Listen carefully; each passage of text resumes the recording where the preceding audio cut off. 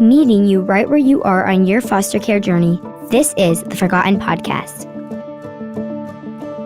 Hello and welcome to the Forgotten Podcast. I'm your host, Jaymi Cabe, and I am so happy to be with you. If you are part of the foster care community, passionate about serving, or simply interested in learning more, we are here for you. In every episode of this podcast, you're going to hear from men and women who've experienced foster care to one degree or another. They may have grown up in the system, are caseworkers or foster parents, or other people who are here to bring you hope and encouragement. If you enjoy this podcast, please subscribe and share with a friend. Remember, you are not alone.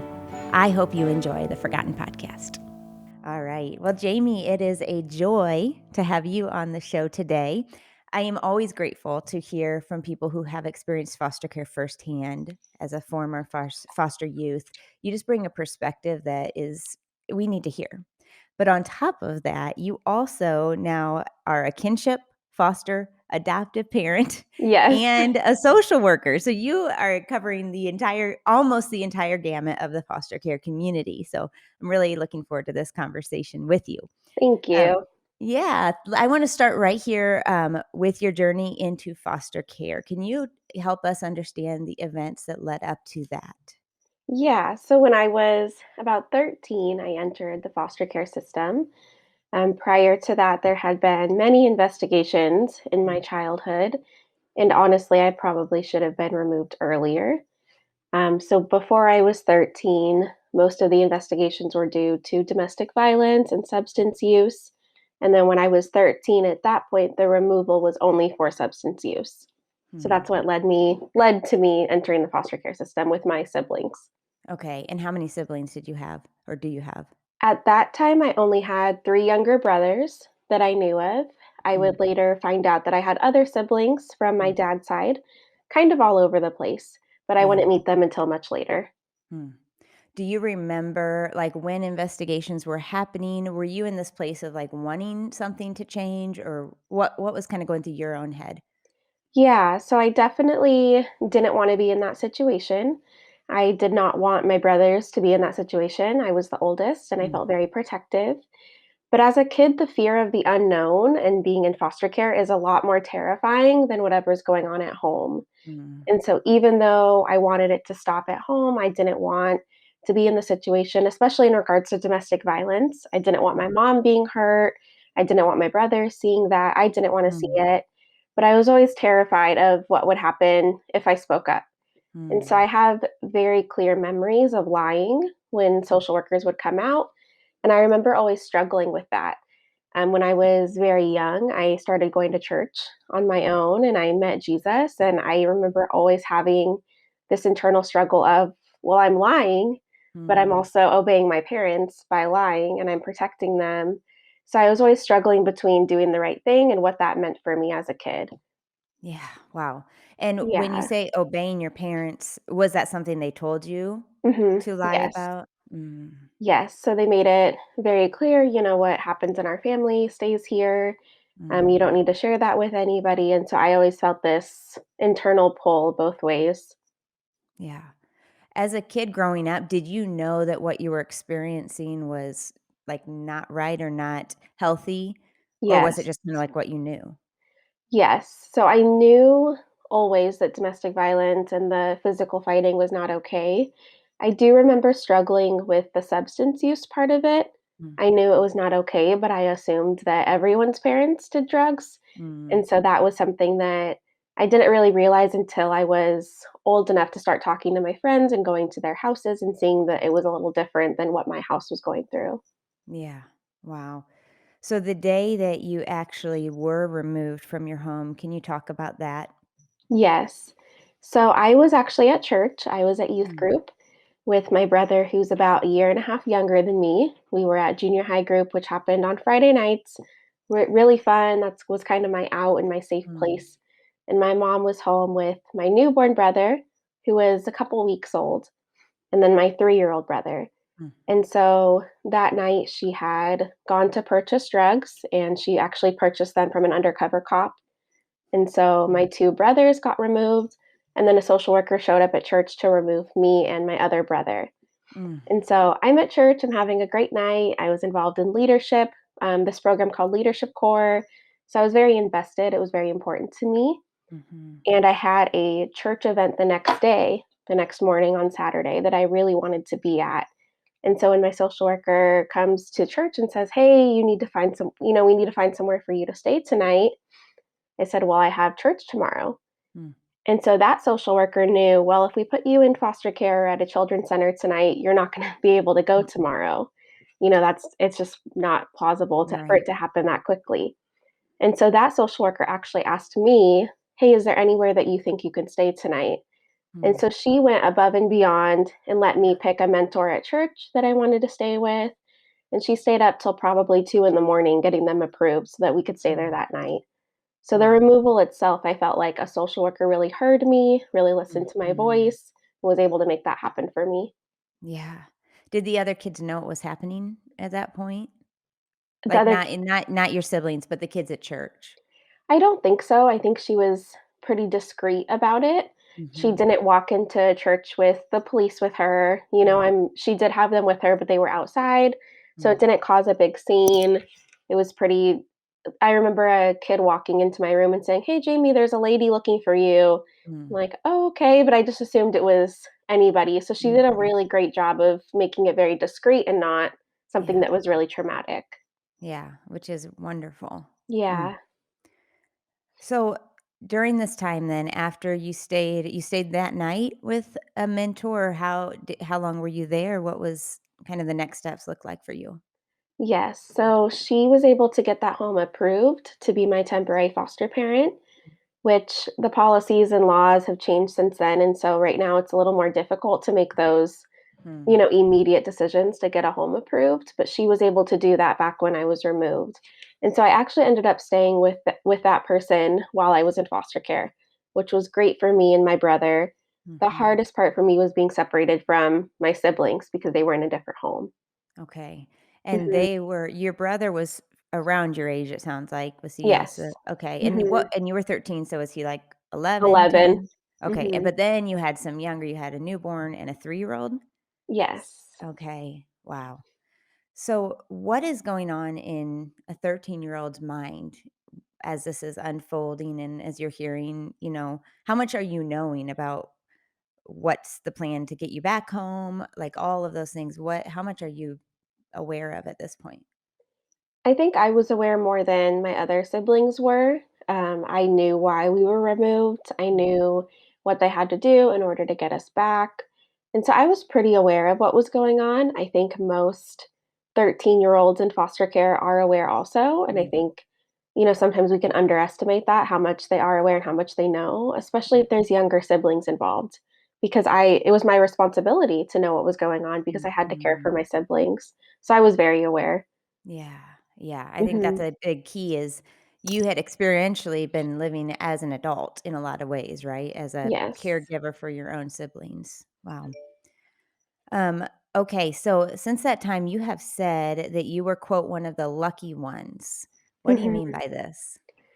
I would say that I describe that because I had a social worker that listened to me, Mm. and she made the removal as less traumatic as she possibly could. She listened to my voice, listened to what I wanted, what I had to Mm. say, and also I was placed in somewhere that wasn't it was a familiar environment for me. Mhm. It wasn't somewhere unknown, it wasn't somewhere that I was bounced around from home to home, and so I was very fortunate in comparison to kids who languish in the foster care system, who bounce around from home to home, and also I was, for all intents and purposes, a pretty good kid. I had straight A's, I was very respectful, and my way of coping with trauma was to do really well in school because that Mhm. was my out and to get really involved in church and to really latch myself onto those safe adults Mhm. where a lot of other kids, their trauma response is the complete opposite of that. Mhm. So all of these things really afforded me that opportunity that a lot of kids don't have. Yeah. Do you Mhm. feel like that outlook has been something that you've always had internally? Is that something God just put in your heart, or is that something you've had to work for? I would say it's probably both. Mm. I started going to church when I was 4 years old. Mm. There was a bus ministry that went around the neighborhood and picked up kids for church, and so I started going.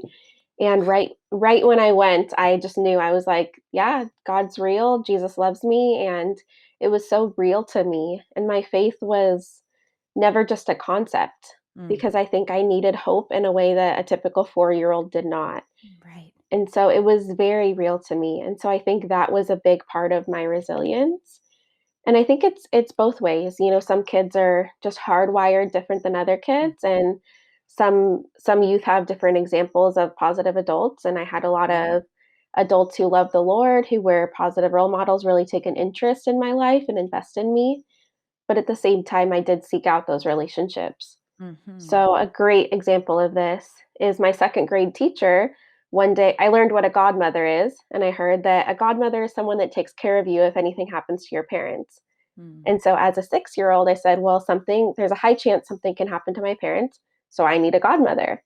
So I Mm. walked up to my second grade teacher and I said, hey, will you be my godmother? And I don't know a lot of kids that would do that. And also, I don't know a lot of teachers that would have said yes. And she did Yeah. say yes. And I've had Mm. a relationship with her my whole life. And she has really just been invested in my life and my journey. And so I think it goes both ways.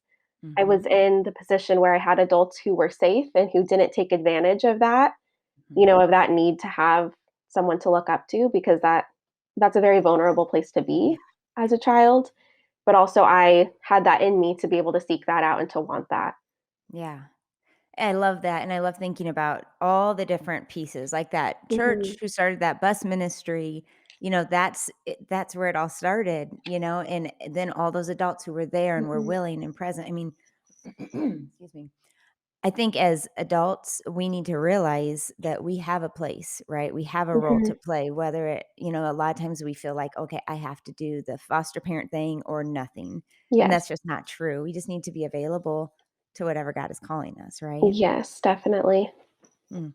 So you mentioned that there were siblings you didn't meet until Mhm. later. So you had your brother and two little brothers Correct. that you had lived with and grown up with. So take us to the next step here. All right. So when I was 17, I met 2 of my siblings on Facebook. Mm. I received a message one day from a 12-year-old girl who said, Uh-huh. "Hey, I think I'm your sister." And next thing I know, there was a phone call, and there was a 12 and 13-year-old sisters that I had heard of before. I believe I vaguely met them when I was a toddler, but I Mm. had never seen them, never grown up with them, and they lived about 3 hours away from me. And so I talked to them on the phone. About a month later, as a 17-year-old, I drove up to where they were living and I met them. And we Mm. just kind of built this long distance relationship.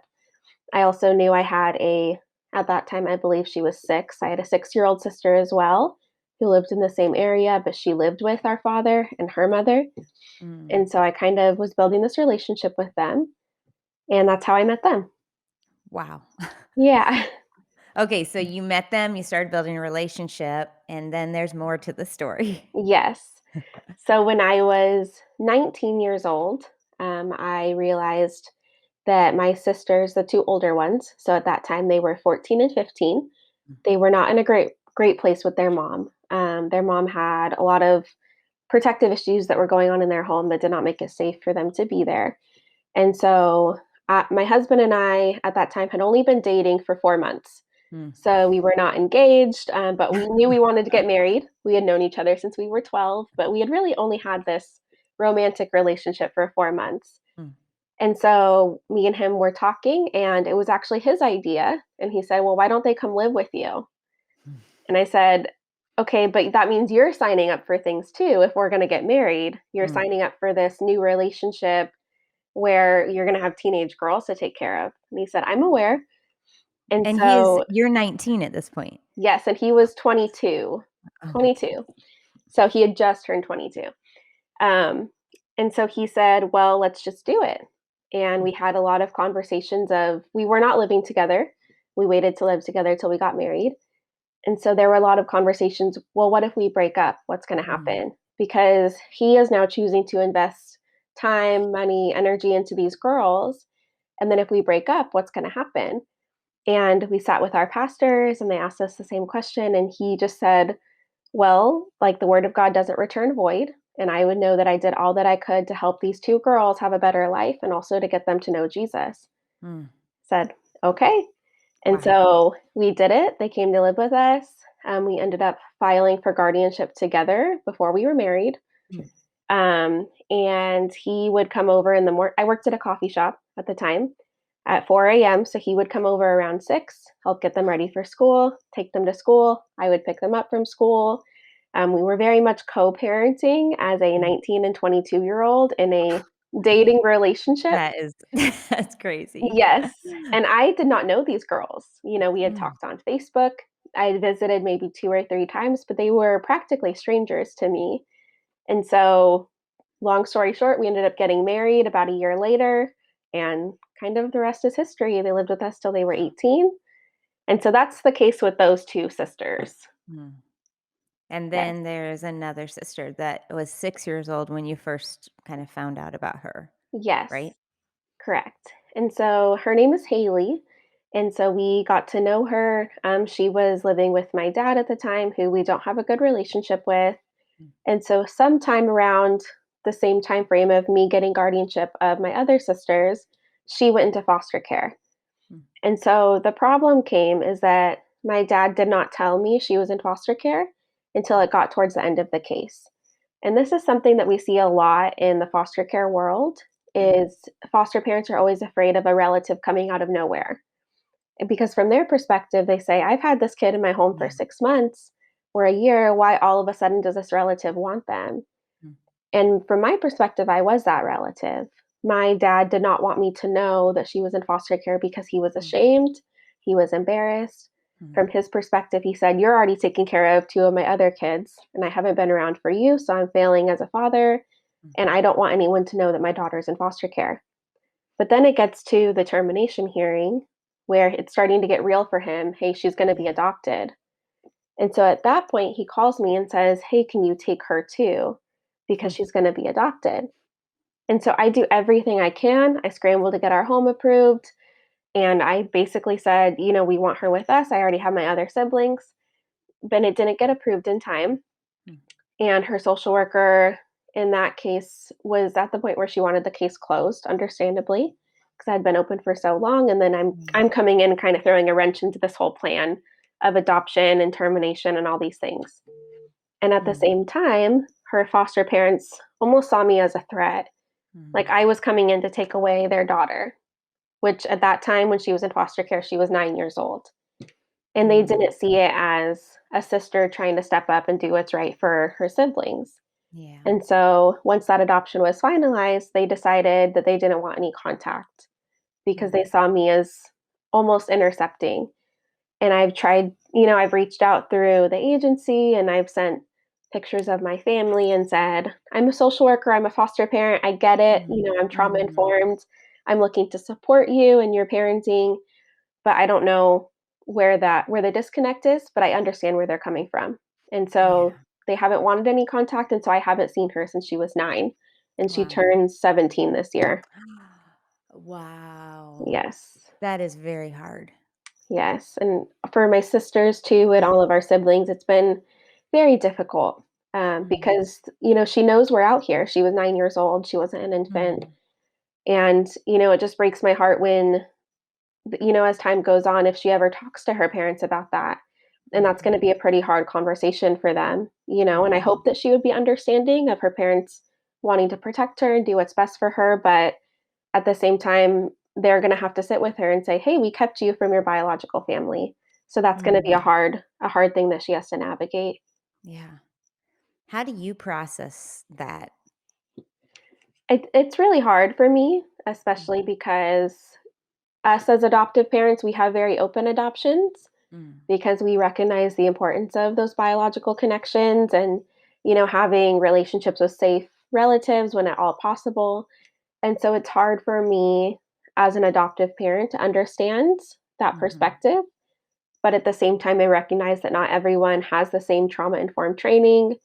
and the agencies don't always tell parents about how important it is. So, Mm. unless adoptive parents have another resource to learn that, then I understand where they're coming from. Yeah. Wow. Well, let's talk about what your family looks like today. Yes. So tell us your family dynamic. So it's me and my husband. His name is Joshua. And in our home right now, we have our 5-year-old son, who's our only biological child. We have our 3-year-old son, who is adopted. We have our 15-year-old foster daughter, who's been with us for about a year. I'm so sorry about that. That's all right. Um, I'll repeat that. We Yeah, have sure. our 15-year-old foster daughter who's been with us for about a year. For the purposes of this podcast, I'll refer to her as A, Okay. which is her first initial. And then and she is a teen mom. So she was Mm. placed with us last year in April when she was 14 and she was pregnant. And then she Mm. gave birth to her son in September. His name's Isaiah. So he's 7 months old. And then And he's there with you also. yes, he is. And he lives here too. So we are helping her raise him and be a mom. And then just a few days ago, this week, we also took placement of another 15-year-old teenager. Wow. And for this podcast, I'll refer to her as Elle, which is also one of her initials. And then my two sisters, who we raised through guardianship, they are older now and they're out of the house. And one of them has a baby. So they're doing great. Wow. That is Yes, crazy. So you are also a grandmother. I am. Yes, I'm helping my 15-year-old foster daughter raise her baby. And we're Wow. actually in the process of adopting her also. Okay.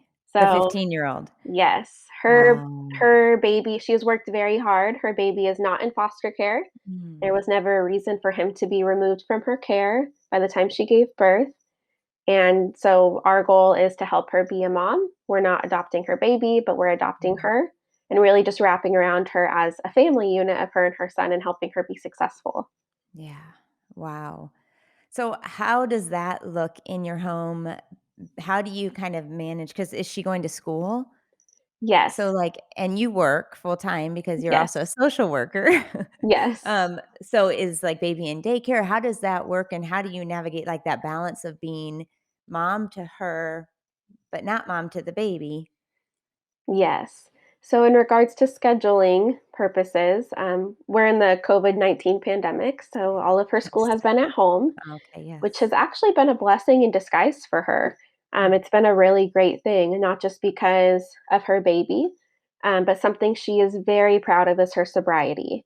And this is Mm, something, a part of her story that she has given me permission to share because she is mhm, so proud of it. mhm. And she is on the 1st of May, she will be a year sober from drugs and Wow, that alcohol. is awesome.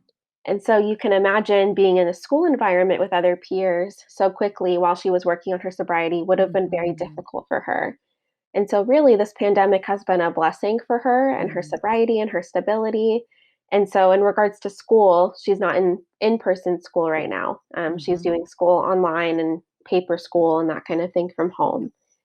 In regards to navigating how we support her as a teen mom, honestly, she's awesome. She's a Mm, great mom. She's super responsible with her baby.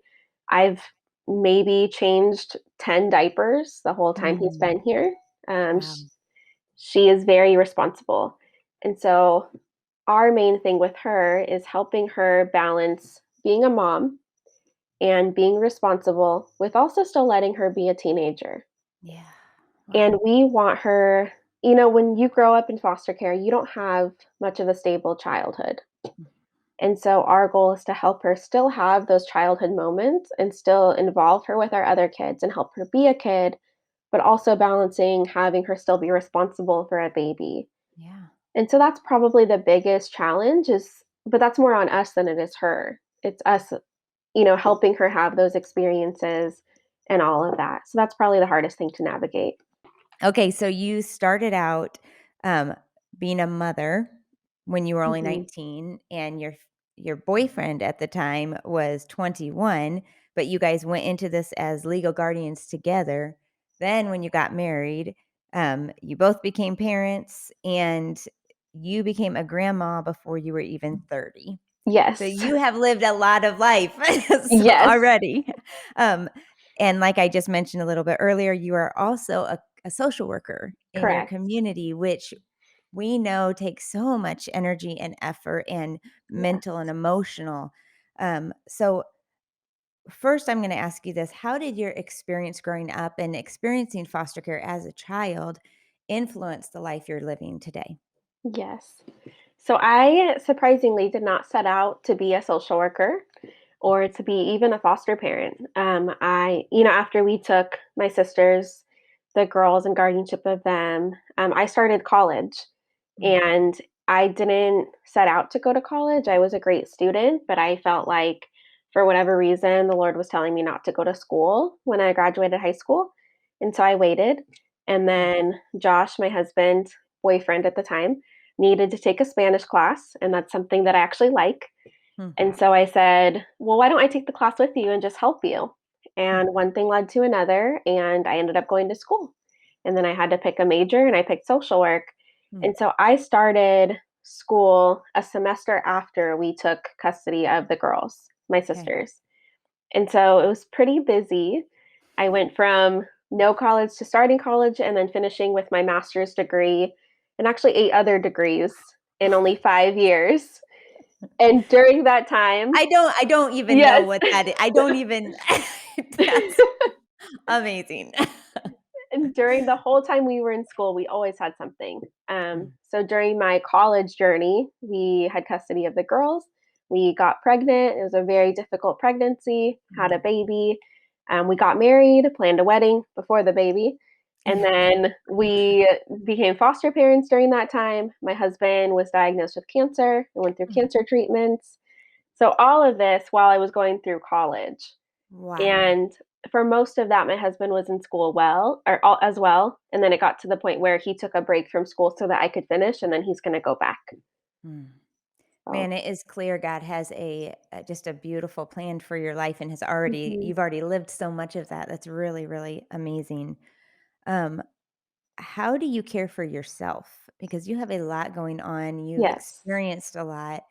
Just seeing you and sitting with you, I appreciate your perspective and your calm and I mean, is that something God has again given you in your nature? I'm sure there's a little bit of both, Mhm. but talk about how you care for you.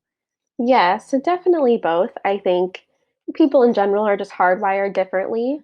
Mhm. My friends always joke that what is super traumatic for one person is just a normal Tuesday in my life, which is kind of true. Whenever something shocking happens, my friends always have the reaction, of course it did.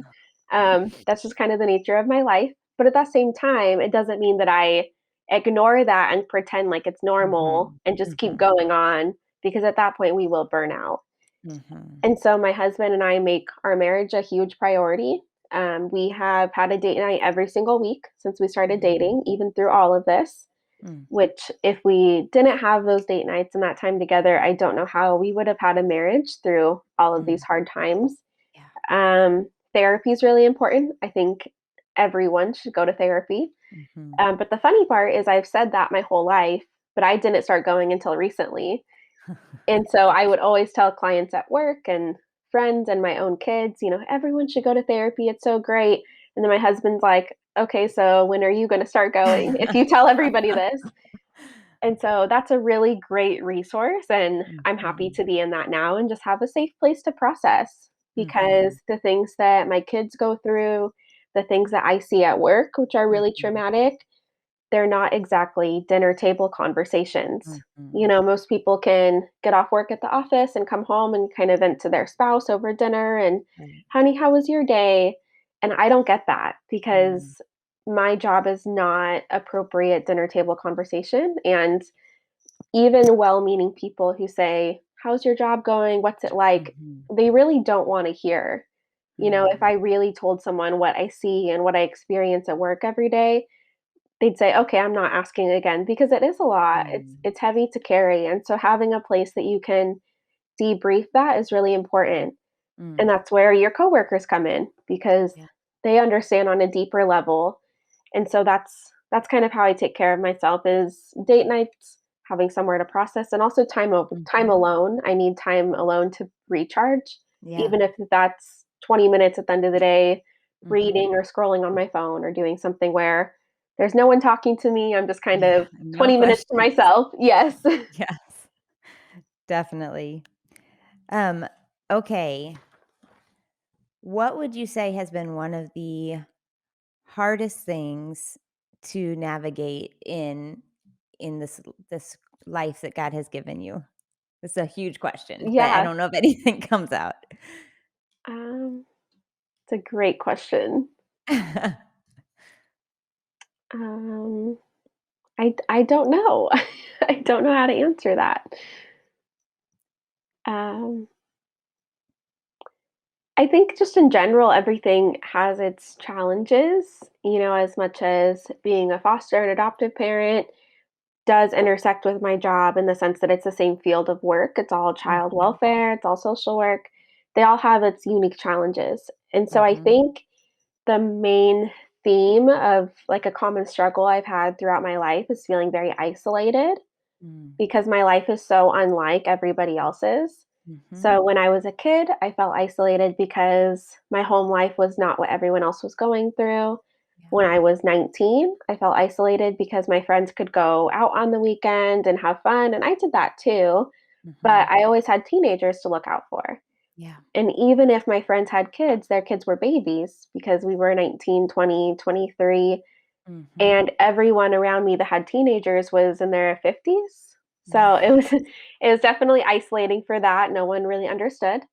And then as most foster parents and adoptive parents will tell you, it's very isolating to be a foster parent and adoptive parent because our struggles that we're going through, they're not our own.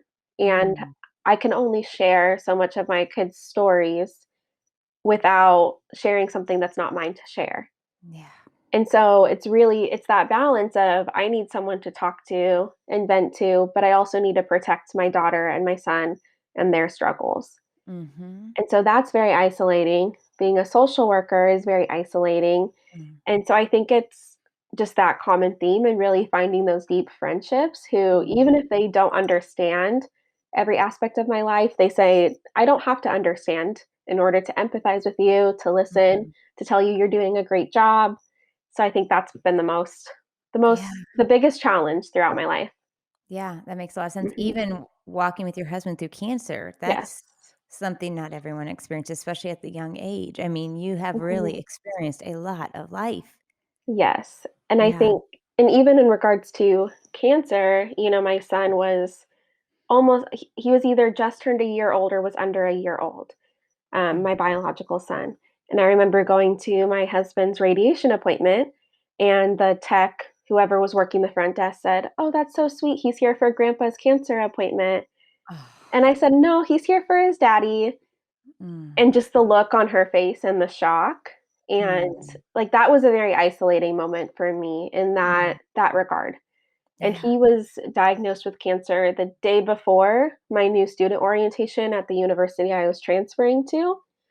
And so it was very isolating because I'm around all these college students who don't have a lot of worries in regards to Mhm. their immediate family. Yeah. Maybe they have aging parents or other things, but to have teenagers at home and a newborn and a husband with cancer isn't something that really connects me to No. my peers very easily. Right. Yeah. Yes. So what do you feel like how have you learned what have you learned about God Mhm. through your life so far? I think it coincides very directly with that is that God sees me and Mm. he knows me and that other people don't have to understand what he has called me to Mm. in order for me to say yes and to trust him. And I think part of that isolation also comes with isolation from other believers and other people in the church. Mm. Because even though every yes that I have made in my life, whether that's to foster care or another child, or whatever it is, it's always come with very well meaning people trying to talk me out of it Mm. because, yes, I have a lot on my plate. And are you sure you want to be 19 and raising teenagers? Because it is unconventional and I Mm. get it. And are you sure you want to adopt again? Are you sure you want to take another Mm. teenager? Are you sure you want to do this job? Are you sure you want to work outside the home and put your kids in Mm. daycare? Because, your first priority is a wife and a mom and so I always hear these very well meaning statements. And when it comes from believers and people Mm. who love Jesus, it's always harder to hear Mhm. because those are the people you're supposed to be in fellowship with. Yeah. And those are the people who are supposed to say, you know what, I don't know what God's called you to, but it's not like you're running off and, I don't know, sinning or doing some Right. horrible Right. thing and destroying your life. You're taking big risks to lead people to Mhm. Jesus. So Yeah. even if I don't understand, I'm going to support you. Those are the people I want in my life and the people I need in my Mhm. life.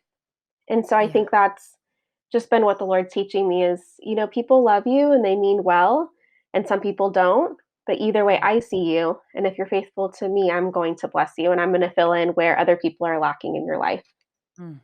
Wow. I feel like I think I needed to hear that today, but I think there are listeners who that is going to deeply resonate with. People don't have to Mhm. understand our yes, um, as long as we're being obedient to God. But it is hard, like you said.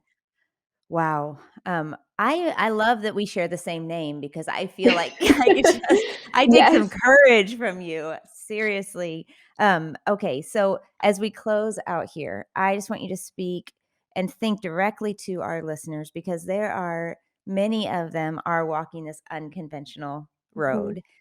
Some are wrestling with this yes. Is it time? Do I need to say that yes? And they're fearful. Some are just so discouraged that they are like, "Why did I step into this at Mhm. all?" Can you just express to them just maybe some encouragement, something that you have learned as we close out? Mhm. It really goes back to God sees you, God knows you, and He is telling you to say yes.